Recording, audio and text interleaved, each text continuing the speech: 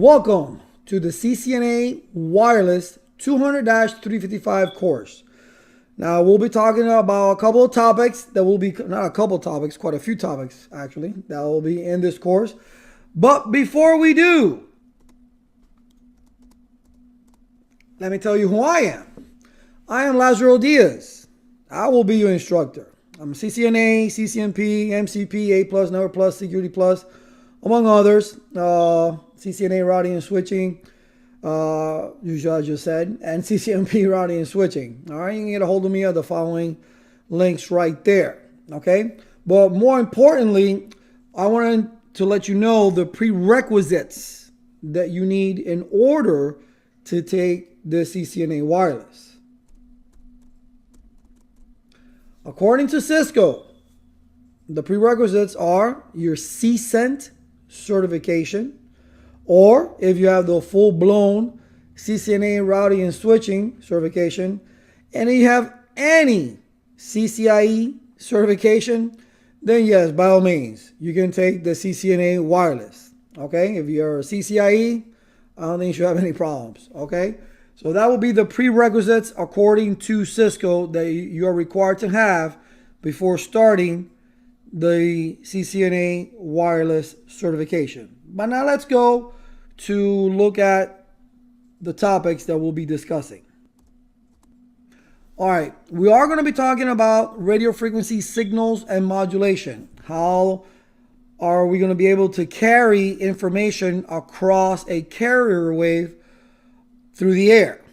So we'll be explaining, or I'll be explaining, how a carrier wave actually gets created and how it works with the modulation, which is the intelligence, that is the data that's being put on the actual signal. Now there's standards obviously that we need to be aware of. We know that we have the 802.11, but there's much more than that. We have the A, the B, the G, the H, the N, the P.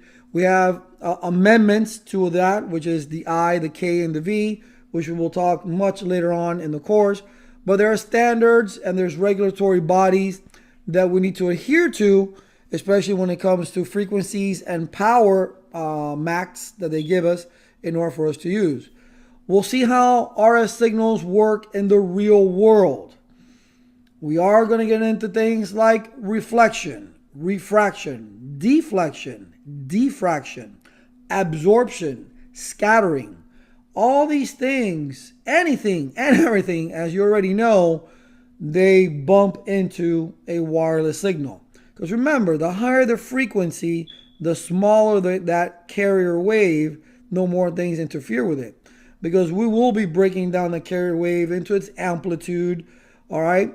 How it's cyclic, the phase, the actual wavelength, right? We'll be getting into the rules of 3, all right? The laws of 3 and 10. So we can actually calculate the effective isotropic radiated power. We'll be determining radiation or radiated power frames or signals coming out of the antenna. We need to understand these things. So when we're creating these wireless LAN topologies, or we're choosing a wireless antenna, we can make a more intelligent decision based on our environment, what we're going to use. Frame types. There's management frame types, there's control frame types, there's data frame types. There's plenty of frame types that we need to understand, and they all have their specific purpose.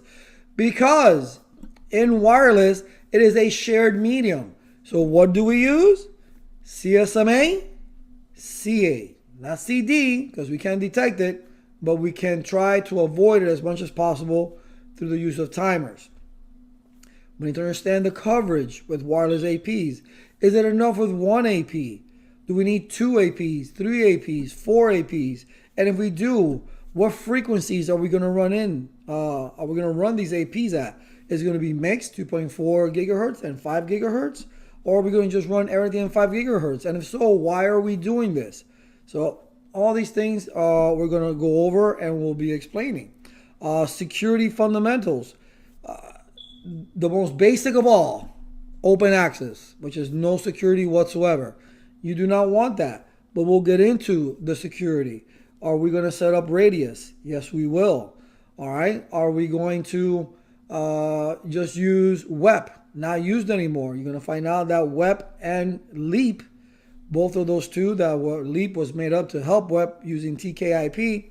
All right. So all these things have been found to have holes in them. And that's now why we use WPA or WPA2. And we have AES for the authentication. Okay. So these are all these things under wireless security fundamentals we will use, as well as implementing controller-based deployments. I will show you the very basics, okay, with a visual guide on how you can get the controller up and running. And then obviously there's other tweaks that you need to do to the controller to make it work in your own personal environment. And RRM. RRM will help you. We'll talk about RRM. We'll define RRM.